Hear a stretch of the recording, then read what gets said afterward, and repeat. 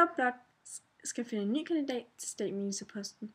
Lars Løkke Rasmussen blev nemlig trækket på baggrund af den seneste uges afsløring af, at Venstres partikasse har betalt for hans tøj familieferie til Mallorca. Sådan lyder dommen fra 60% af vælgerne i en måling, som OPeople har foretaget fra Metro Expressen blandt 900 danskere over 15 år. Og det er en måling, der gør ondt for at vurdere flere politiske eksperter. De 60% viser, at en del borgerlige vælgere nu også synes, at han skal trække sig, siger Kasper Møller Hansen, professor i statskundskab ved Københavns Universitet.